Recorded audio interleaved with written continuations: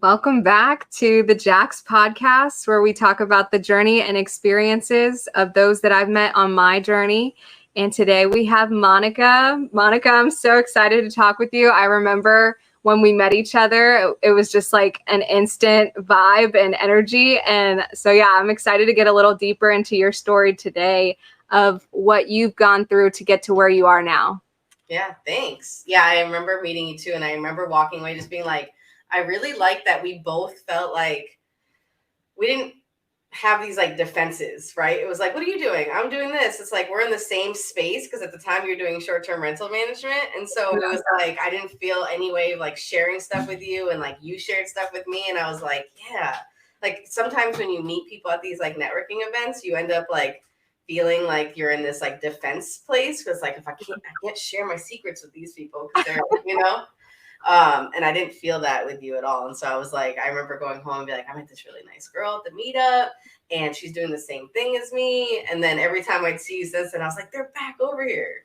So I'm happy to have you around. Yeah, I love that. And the biggest thing too that stuck out to me that day was just hearing your Airbnb journey and what that looked like. So I don't know if you want to touch on that and kind of share that experience, but that was incredible. Thanks. Yeah. So my boyfriend and I wanted to get a investment property. And so we bought a property on December 10th. And then I lost my job the next week, the weekend before Christmas. Oh my God. Yeah, we just put all of our savings into it. And it was like, it's fine because I have a salary job. So it's not a big deal. We'll be fine. We got a cushion. It's cool. I'd been there for 13 years. Wow. So yeah, it was quite the like hit. But it was also like a blessing because we had this plan that I was going to quit anyways. Like I really disliked working there. And it just felt like a time suck with no value other than income, right? I can't be mad at that. And so we had this plan that as soon as it starts rolling and I get more management clients, like I'm just going to quit. And the universe was like, today, we don't have time for that. And thankfully that happened because our short-term rental ended up taking a lot more of my personal energy because our contractor was not great, as many people have that same experience. But so I had to be a lot more hands-on than I thought I was going to be. And I decided to start doing some management in that space that I had that I no longer had a job, and just ramped it up by going to meetups, talking to other people, joining Facebook groups, and, put my mind to it and said, this is what I'm doing. And now we're here. And now she's done. Thankfully. That's so awesome. What was that experience like? I mean, were there any hiccups that came up or was it kind of smooth sailing or? With the renovation or? Just, yeah, the whole like starting it, getting the Airbnb started and going. Yeah, the renovation had a lot of hiccups. The house is definitely older. We've never done a full renovation before, but we're big on like, researched action. So I knew enough to know like we need to buy our own materials, and I had a budget in mind and a vision, and it was just like, just stay with the vision and try to stay as tight as to the budget as possible. But it was supposed to be done at the beginning of March, like March 1st. But our contractor had one human being renovating our entire house. Oh, wow. Yeah. And so that didn't happen. We ended up not being done until like May 10th, which meant a lot more holding costs, a lot more just stress. And we missed out on the March season for the Airbnb, which, it is what it is.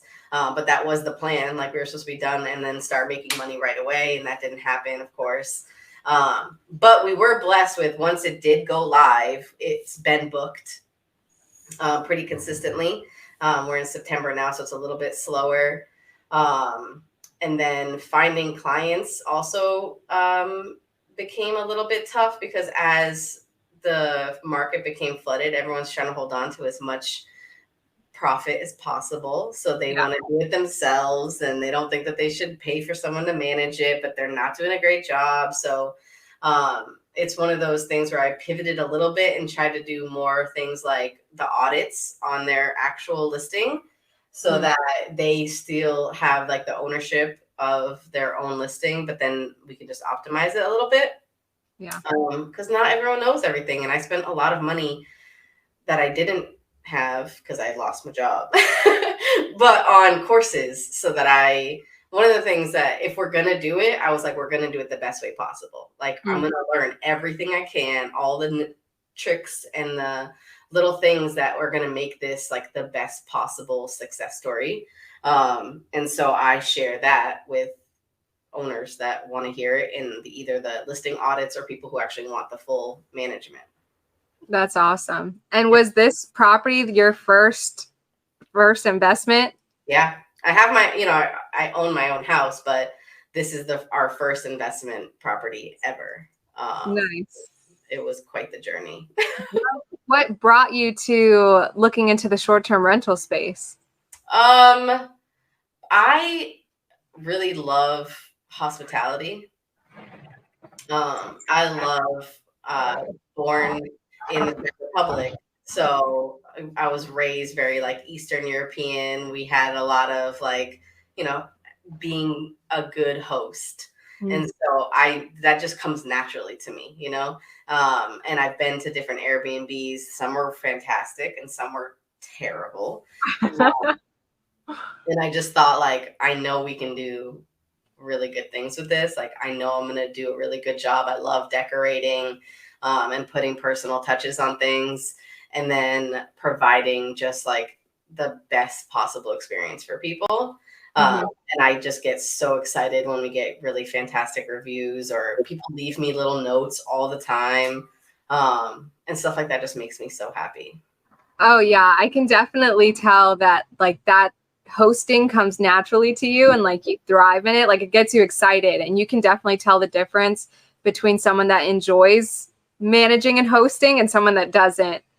So I do think it's super important for people. You kind of touched on like people are trying to conserve costs by doing it themselves, but honestly, they could really be hurting themselves because they really don't have that special touch to it. Like, people can really tell. So I think that's so true about you. Like, I love seeing when you post about your reviews and like the client notes. I think that's so amazing. Like, it's just a testament of who you are and just how I've met you. Like, I'm like, oh yeah, that makes sense. Like I can totally see even just the little ways that you organize things in the house. Like, I think is more intentional than most people do. Yeah. I love just making it the best experience. Like, I have labels on everything, and I just, you're on vacation. I just want everyone to just enjoy themselves and not worry too much. And I also I'm a problem solver. So when people tell me that they're having a hard time getting their place booked, I'm like, let's figure it out. Like, I'm excited. I know we can figure out some kind of tweak that's going to get this to be booking more. And like you said, like, there's just know your strengths kind of. And if you're someone who is fortunate enough to be able to invest and have a second property that you can short-term rent, let's make it the best possible. And there's so many things that people don't even think about and realize that you can do to make your short-term rental better than others, because it's such a flooded market right now, and everyone thinks that they can do this just because they have a place for people to sleep. Right. And in that, anytime you have a market that's flooded or full, you have to be different, and you have to bring a little bit extra and provide something that other people aren't. And if that's not your strength, I don't know that that's going to work out. Yeah, no, definitely.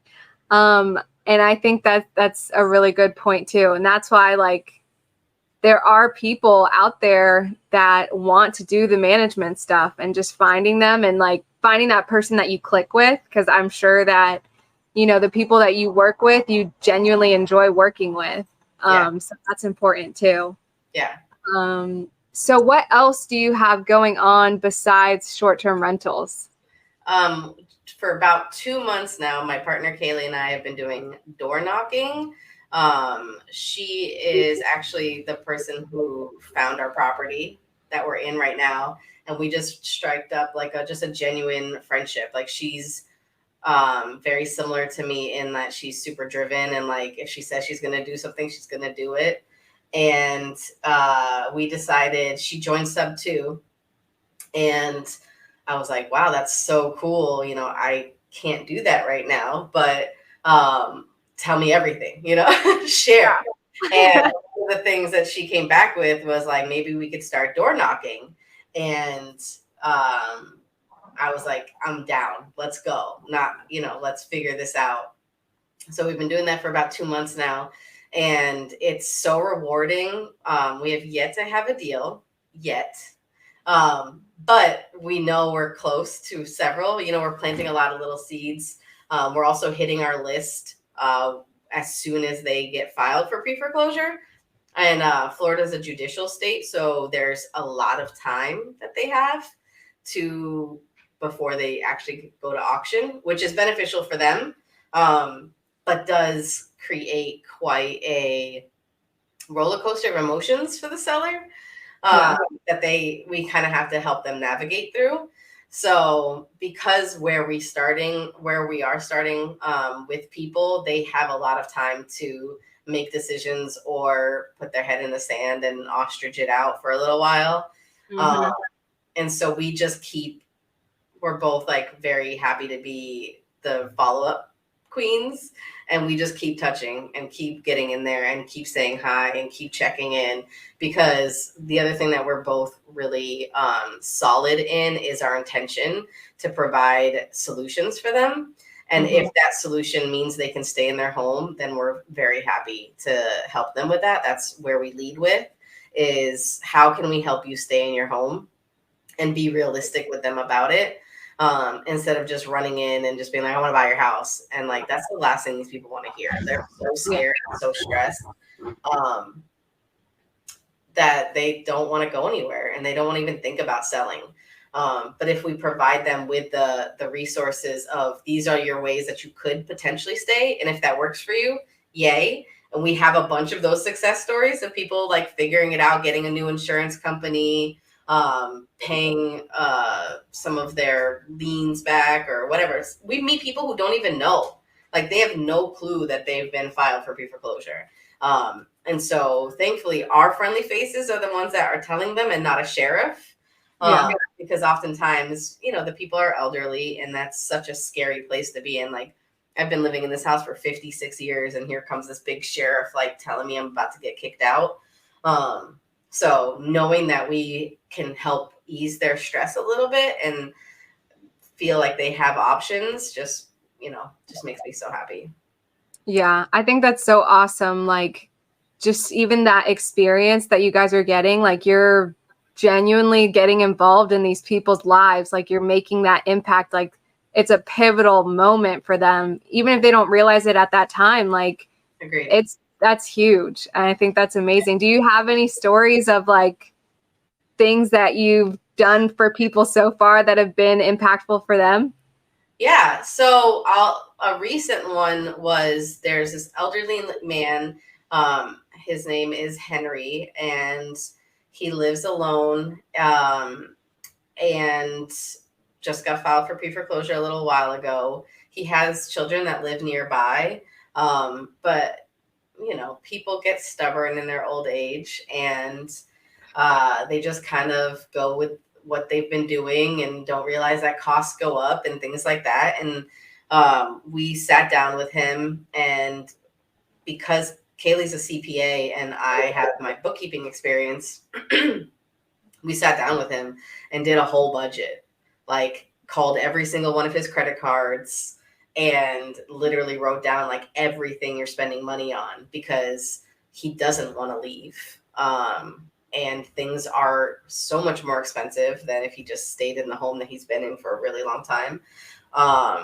And so we broke down his budget and we're pointing out the places where he could save money, because his bank did give him the option to do a loan modification.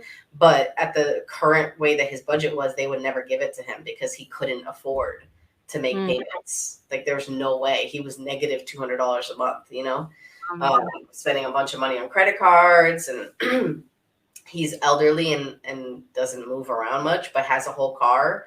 And so we were like, you spend this much money on your car. If we remove this expense, this is how much money you would have, which means you'd be eligible for this loan modification and would be able to move forward. And his daughter sat down with us while we were there and then sent us this like long text message saying, thank you so much. Like, I appreciate you guys, you know, because he was scared. He just kept saying like, oh my goodness, how did this happen to me? Like, how did I get here? You know? And you're just like, here's how you can get out. I can't speak for how you got into this situation, but here's solutions. And he was very resistant to getting rid of his car because, you know, as people get older and he's a man, losing his independence can be scary.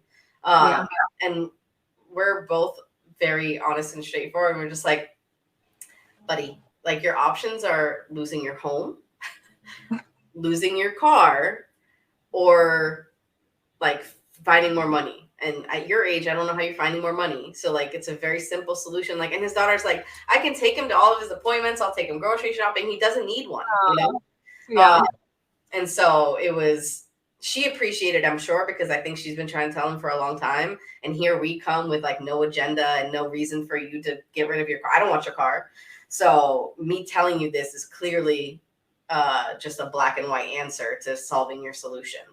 And so providing that just felt so good. And no, we probably aren't going to buy the house from him because he's not trying to leave yet. But planting that seed with true intention of like, I really want to help you. Like, you don't want to go anywhere and you can't really afford to go other places because assisted living homes are really expensive. And if he just managed his expenses better, he could stay there. And just knowing that down the line, if his family, you know, ends up deciding that it's time for him to go somewhere else, we've already provided so much value that hopefully we're the people they think of. But again, if not, we're just happy that we could help. So yeah, that's so amazing. Like, do people question your intentions of like you're coming to their house and giving them this free value all the time? What does that look like? So if I don't know if you've studied anything about the ego, but your ego wants to prove your assumptions correct all the time, even if they're negative. So when we talk to people about, hey, we want to provide you with options and solutions, one of their first questions oftentimes is like, so what do you guys do? Who are you with? You know, like, are you with a mission? And we're like, we're not with anybody. And we do want to be transparent. So we tell them like, we do buy homes in the area. And they're like, oh, okay. You're a buyer. You're an investor. You know, they just want to prove their assumption correct, that there's no way someone is coming to help me with no intention of getting something. Right. And so there's that like little hurdle that we have to get over every time or often, to just say like, yes, we're being honest with you that if you don't want to keep your home, we're happy to figure out a buyer if it's us or someone else.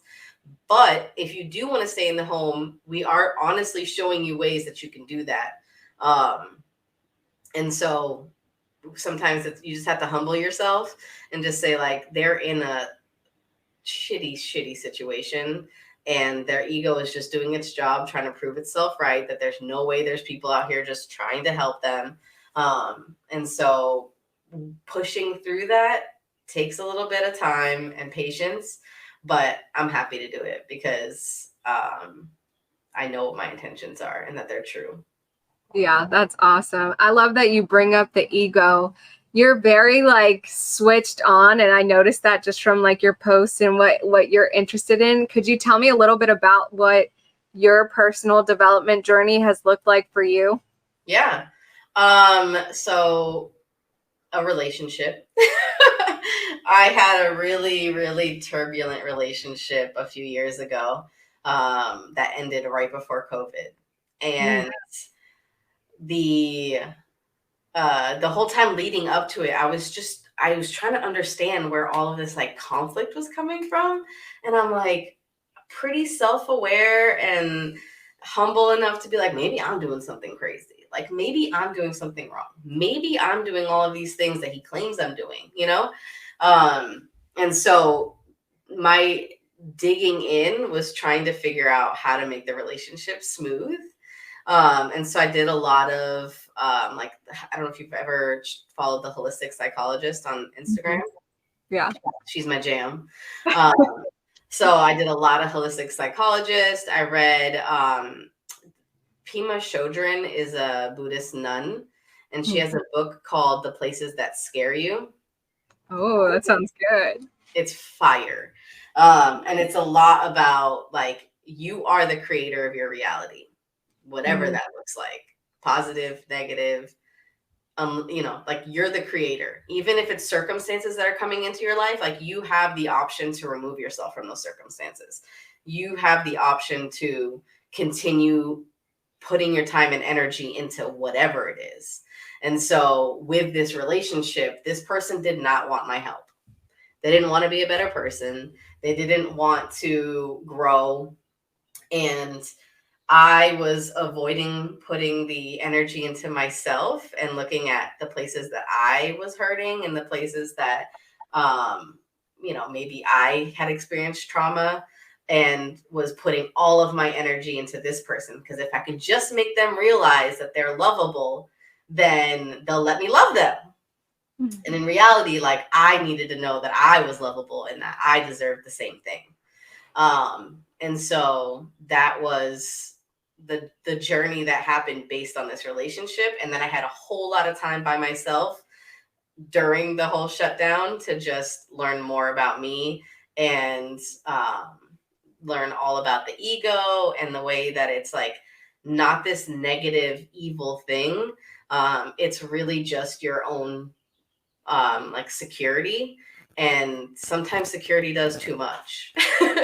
You know, like you'll get bouncers who are just too aggressive, and that's what your ego is if you're not paying attention to it.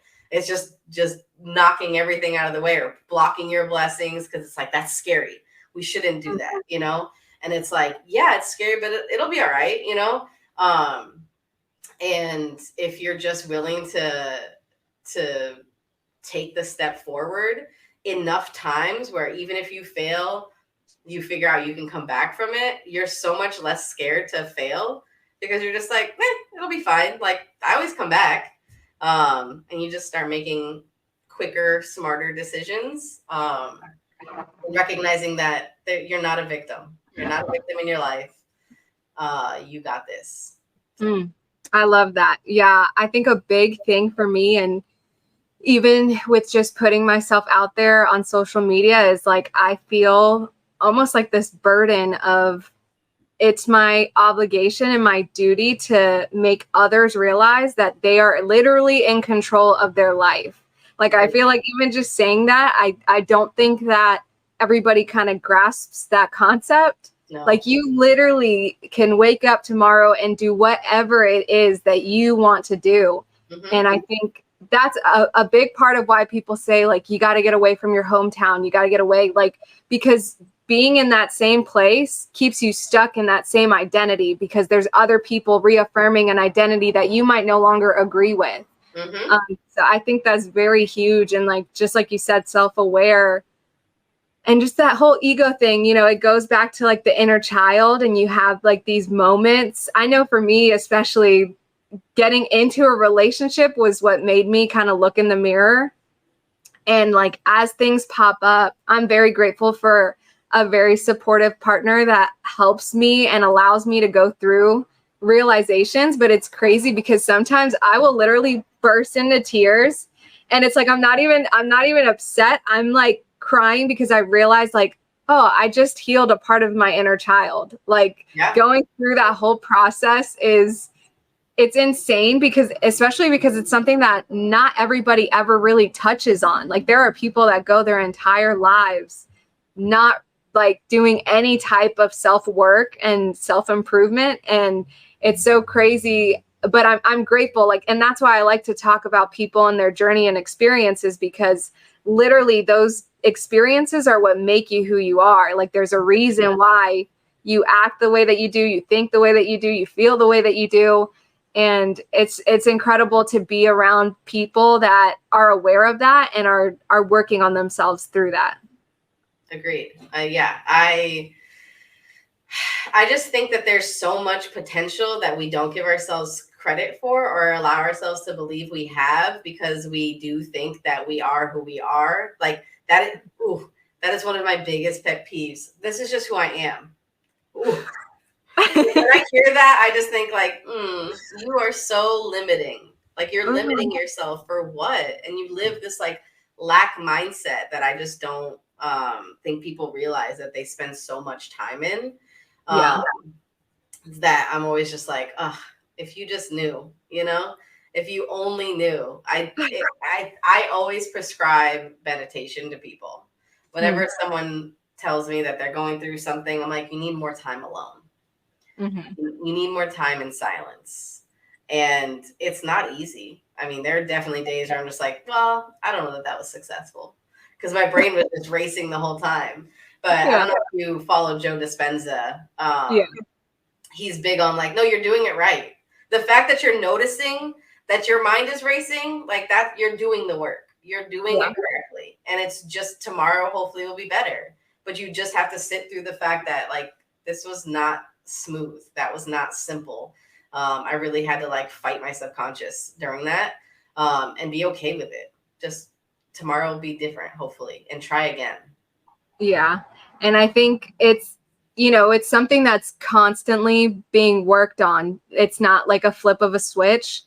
I know that, I go through times where I'm being super hard on myself. And that's why I'm so grateful to be so vulnerable with my partner and be able to have him be like, hey, that's a limiting belief. Like, even just like making me be like, oh, you're right. Like, why did I say that? I take that back. Like, just being able and like giving us that grace of like, we can do it again. We can start over, stop, pause the tape, rewind, and just, keep it moving. And like, that's the biggest thing of like growth and just recognizing why we are the way that we are and diving into that and being who we want to be. Exactly.